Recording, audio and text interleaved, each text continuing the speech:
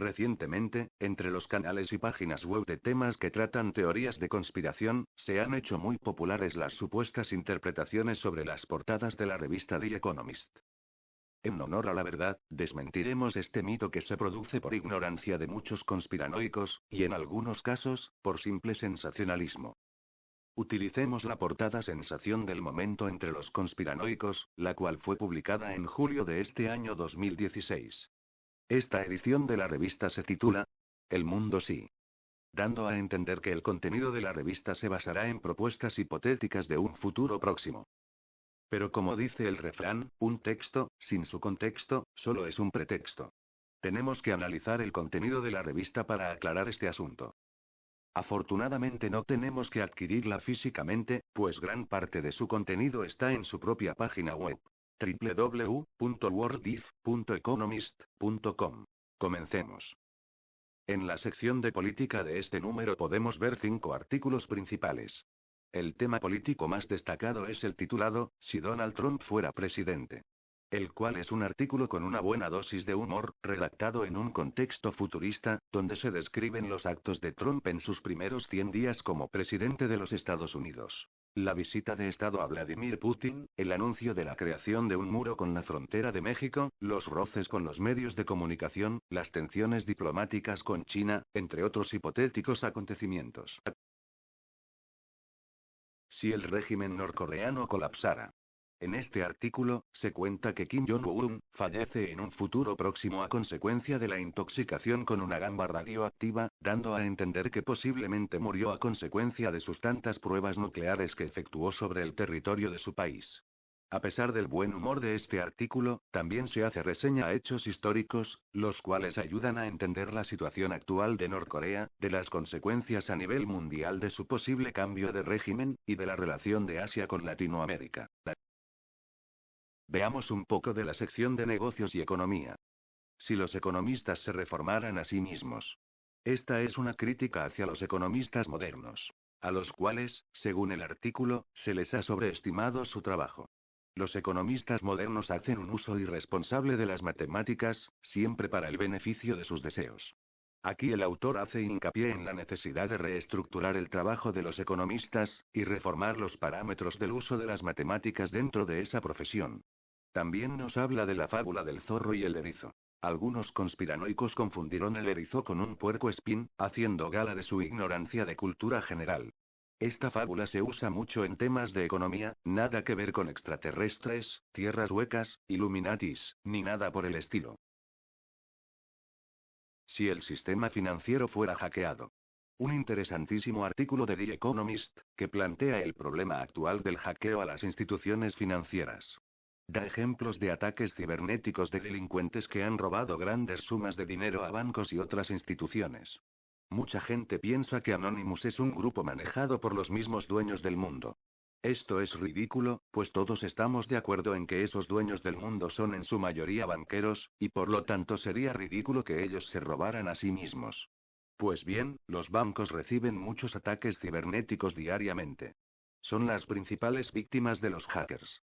El hecho de que esos ciberataques no se den mucho a conocer en los medios de comunicación, se debe a que los propios bancos lo callan, pues nadie confiaría en depositar su dinero en un banco que diariamente es víctima de malhechores cibernéticos.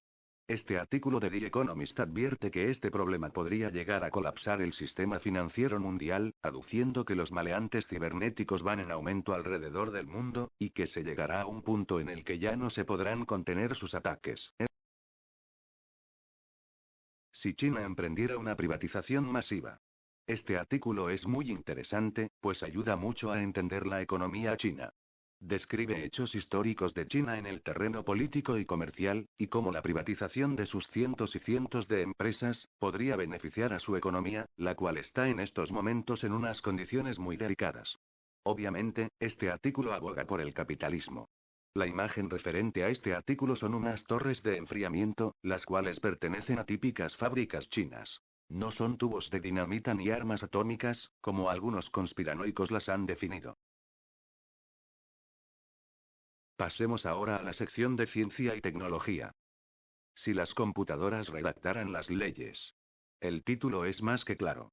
Es un texto que propone la controvertible idea de que las decisiones de carácter jurídico y legal fueran tomadas por una computadora. Imaginemos que en un juicio legal de cualquier índole no existieran los defensores abogados. En vez de ellos, el problema se transcribiera a un ordenador, debidamente programado para dar un veredicto final en cuestión de segundos. Los gobiernos y los ciudadanos se ahorrarían mucho tiempo, preocupaciones y recursos económicos. La corrupción, el soborno a los jueces y las injusticias, serían cosas del pasado. Se declararían culpables a los culpables, e inocentes a los inocentes. Algo muy distinto a lo que ocurre hoy en día en cualquier país del mundo. Si todos tuviéramos un dron personal. Este tema incluye un vídeo caricaturesco en el que nos hace imaginarnos cómo serían nuestras vidas si cada persona tuviera un dron que lo transportase a cualquier lugar, en cualquier momento. Es un vídeo gracioso y bastante imaginativo. Pueden verlo desde el link que dejo en la descripción. Si los océanos fueran transparentes. Excelente artículo científico de The Economist. ¿Qué pasaría si fueras en un avión en medio del mar, y al mirar por la ventanilla, vieras que los océanos son totalmente transparentes? The Economist nos explica por qué los océanos absorben la luz. Nos muestra fascinantes datos de la flora y fauna marina, de las zonas más pobladas de nuestras aguas. Nos dice que veríamos cerca de 111.000 barcos alrededor del mundo aparentemente suspendidos sobre el aire. También nos habla de los avances en el conocimiento de las ondas vibracionales dentro del mar y su implementación en la tecnología de los submarinos. Un artículo nada despreciable. Por último tenemos la sección de historia. ¿Y si Alemania no se hubiera reunificado? Aquí The Economist nos muestra un vistazo al pasado sobre el país teutón. Las dificultades que tuvo aquel país para reunificarse después de la Segunda Guerra Mundial. Las consecuencias sociales y políticas del muro de Berlín, etc. El autor del artículo insinúa que para la creación de la OTAN era necesaria una Alemania reunificada, y que por lo tanto, esa reunificación pudo haber sido orquestada desde afuera.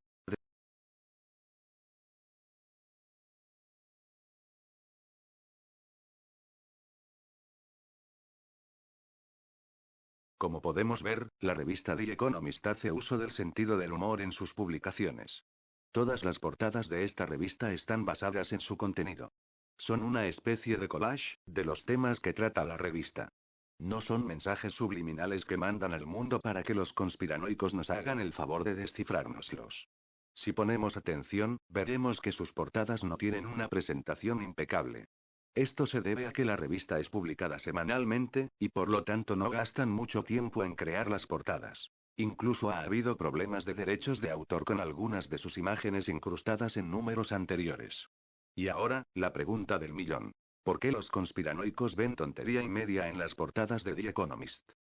Desde mi punto de vista, muchas personas que se ven atraídas por las teorías de la conspiración, suelen llegar a un grado de obsesión muy alto, en el que por todas partes ven mensajes subliminales, simbolismos Illuminati, y declaraciones de personajes famosos, que erradamente las relacionan con las teorías de la conspiración.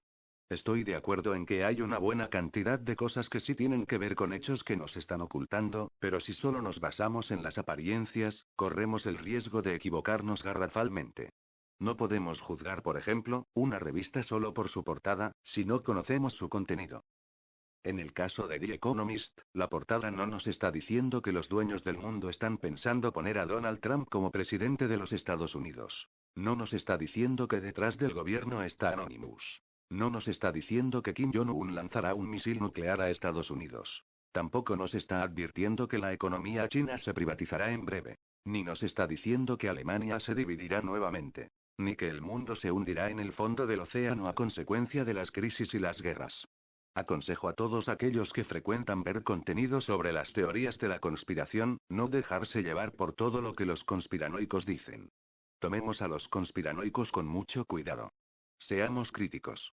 Es de mal gusto tragarse todo lo que un conspiranoico dice.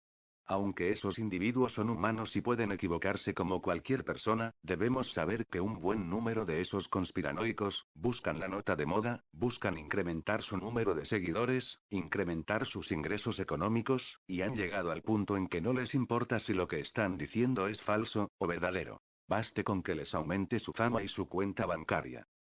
Por último, en la web de The Economist, hay una explicación del porqué de las ediciones de El Mundo Sí, donde se le entrevista a Daniel Franklin, el editor de la revista. Saludos.